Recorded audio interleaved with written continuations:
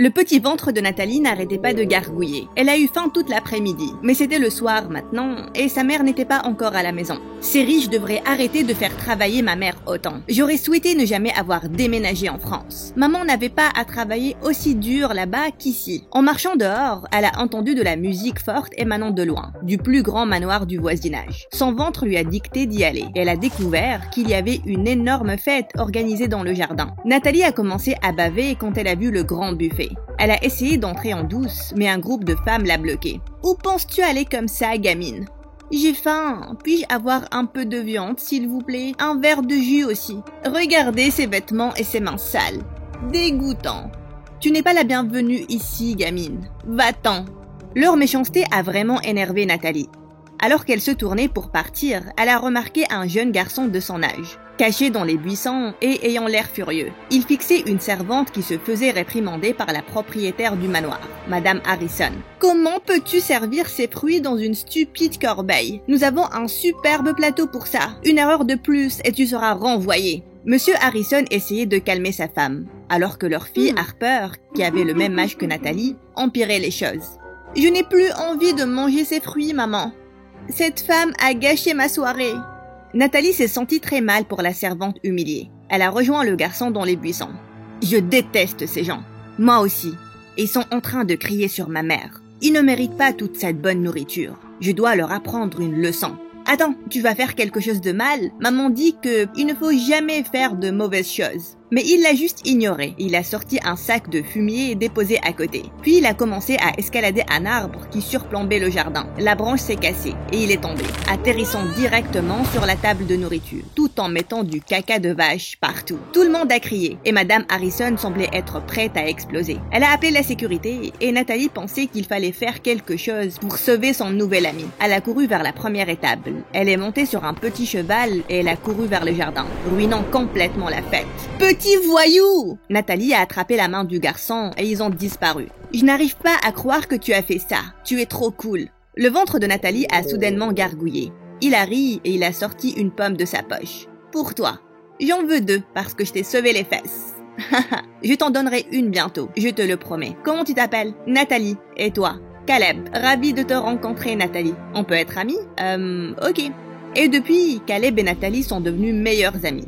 En grandissant, ils ont partagé leur amour pour la nourriture et leur haine envers les personnes riches et méchantes, surtout les gens comme les Harrison. Caleb avait 11 ans quand sa mère a rencontré un gars, Monsieur Cross, le jardinier des Harrison.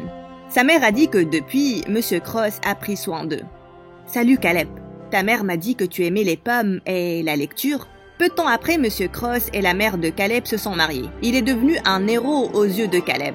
Il était tellement impressionné par son beau-père, combien il était intelligent et fort, et combien il était bon avec lui et sa mère. Quand je grandirai, je veux devenir comme toi, papa. Je suis sûr que tu seras meilleur que moi, et mieux que tout homme fortuné ici, mon enfant. Il aidait Caleb à comprendre ses devoirs de maths, lui donnait des astuces pour construire un pigeonnier. Il lui a aussi appris de très bonnes leçons de vie. Mon père m'a dit quelque chose. Je veux le partager avec toi aussi, parce que tu es ma meilleure amie. Vraiment? Dis-moi. Il a dit, des fois on doit s'affirmer et se défendre. Peu importe ce qu'il faudra. Oui, on se défend, de la bonne manière. Maman a dit qu'il ne faut pas faire de mauvaises choses. Je sais, tu me l'as dit. Mais est-ce mal de nous défendre? Est-ce qu'on va juste laisser les gens nous faire de mauvaises choses et ne rien dire? Tu parles toujours de l'injustice du système dans cette ville envers les pauvres. Oui, c'est ce que je pense.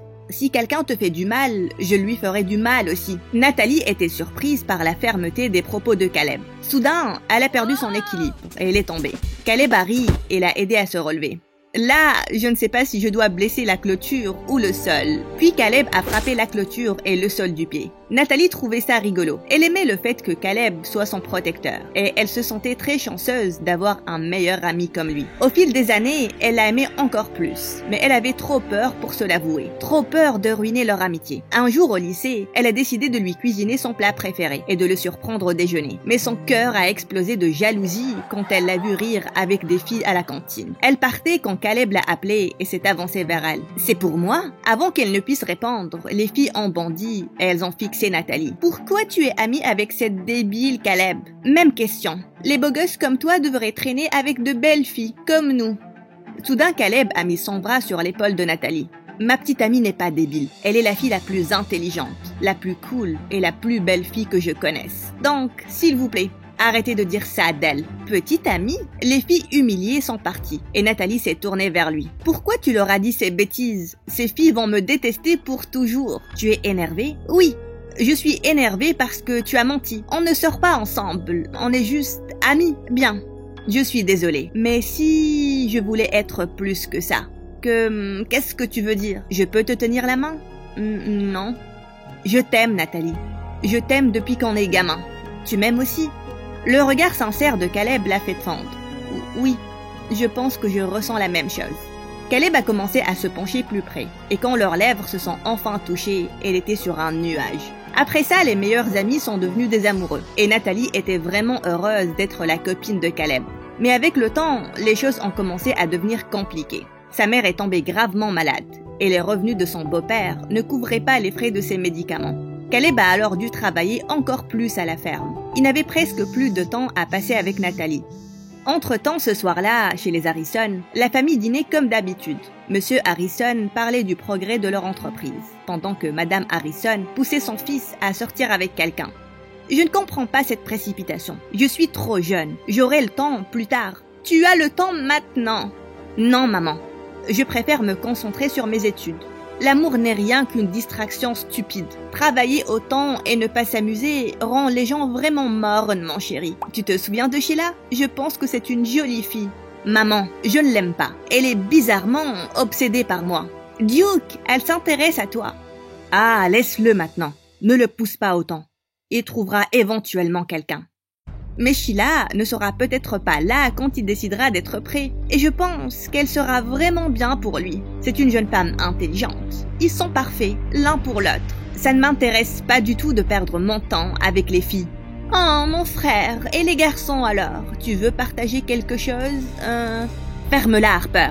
Eh bien, Sheila et ses parents vont bientôt nous rendre visite, et tu vas passer du temps avec elle, pour que vous fassiez connaissance. Peut-être que ça va se terminer en mariage. Duke a soudainement eu le besoin de mentir. Je suis désolée, maman, mais j'ai déjà une petite amie. Quoi? Je ne vais pas sortir avec Sheila parce que j'ai déjà une petite amie. Depuis quand tu as une petite copine? Depuis 6 mois. Mais on a gardé le secret. Je ne veux pas qu'on s'immisce dans mes affaires. Duke est sorti de table et il a décidé d'aller marcher dans le jardin.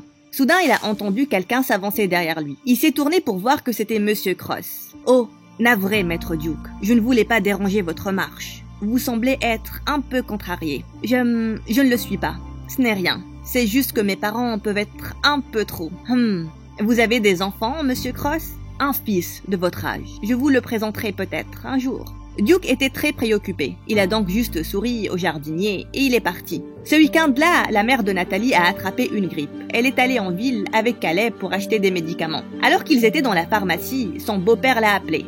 Je dois faire un arrêt chez l'ami de mon père pour récupérer un paquet. Attends-moi au centre-ville, je reviendrai. Nathalie a acheté les médicaments et elle s'est assise sur un banc au centre-ville. Ce qu'elle préférait dans cet endroit, c'était la vieille statue de cheval au centre. Ce sont des créatures tellement magnifiques. C'est là qu'elle a remarqué que son cache-œil rouge était par terre. Elle l'a ramassé et alors qu'elle le remettait en place, la statue a soudainement vacillé. Elle a essayé de la repositionner, mais elle s'est soudainement penchée sur le côté et s'est brisée en morceaux. Oh mon Dieu! Nathalie a contemplé la scène, totalement choquée. Les habitants se sont rapidement rassemblés et ils se sont déchaînés. Comment peux-tu être si maladroite et ruiner la fierté de notre ville? Comme si ce n'était pas assez de vivre avec une étrangère qui parle mal de notre ville et son système. Et là, tu as gâché notre héritage culturel. Certains ont même commencé à pleurer et Nathalie était en panique. Elle a essayé de contacter Caleb, mais la batterie de son téléphone était morte. Je vous le jure, je n'ai rien fait. Elle était déjà instable. S'il vous plaît, pardonnez-moi. Mais les habitants étaient vraiment énervés. Rapidement, la police est intervenue. Alors qu'on l'interrogeait, tout le monde s'est soudainement tu, tout en cédant le passage à quelqu'un. Nathalie a relevé la tête, elle a croisé le regard de quelqu'un. Duke, le fils aîné des Harrison. Qu'est-ce qui se passe ici? Cette fille a vraiment endommagé une propriété publique, et elle doit nous accompagner au poste. Duke a acquiescé de la tête. Nathalie s'est retrouvée assise au poste de police. S'il vous plaît, officier, ma mère est malade, et elle doit vraiment être inquiète. Mais l'officier l'a juste ignoré. Quelques instants après, Duke est sorti avec l'officier principal. Tu es libre de partir. J'ai tout arrangé. Hein? Qu'est-ce que tu veux dire? J'ai payé 50 000 $ pour l'amende, pour que tu n'ailles pas en prison. Quoi? Pourquoi tu ferais ça? Tu ne me connais même pas. Mais j'ai besoin de toi. Quoi? Qu'est-ce que tu veux dire? Puis Duke l'a traîné en dehors du poste pour parler.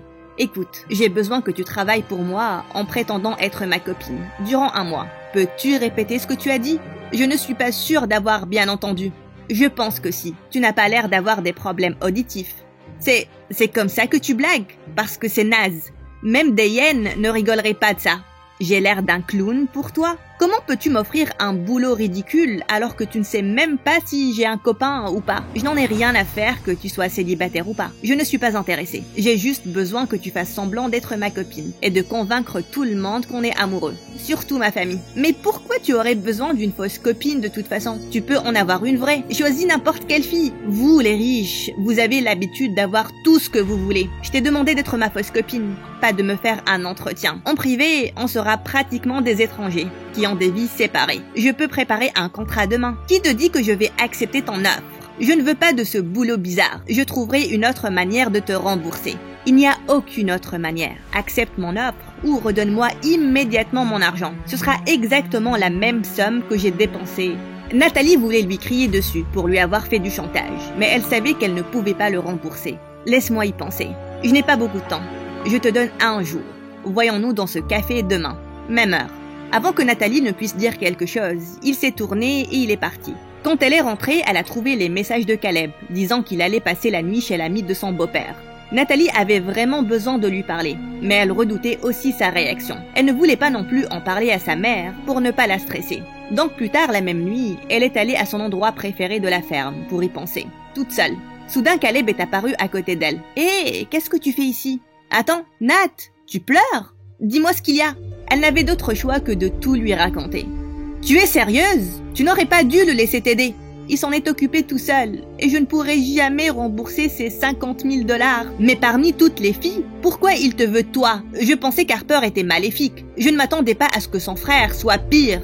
S'il ne m'avait pas aidé, j'aurais misérablement croupi dans une prison froide là. Mais il t'a visiblement aidé pour te forcer à faire ce stupide boulot. Qu'est-ce que je vais faire? Il ne m'a laissé aucun autre choix. Voir ma petite amie sortir avec un autre gars, c'est une torture, que ce soit faux ou pas. » Caleb s'est levé, il a furieusement frappé quelques pierres. « Je ne vais pas le faire. Je trouverai une autre solution alors. » Alors que les larmes de Nathalie coulaient, Caleb a soupiré et s'est assis. « Ok, je suis désolé.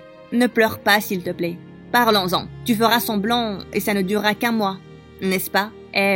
Tu es sûr qu'il te paiera beaucoup pour ça? Oui, je ne serai qu'une fausse copine. Je ne tomberai jamais amoureuse de cet idiot. Jamais. J'accepte. À une seule condition. Qui est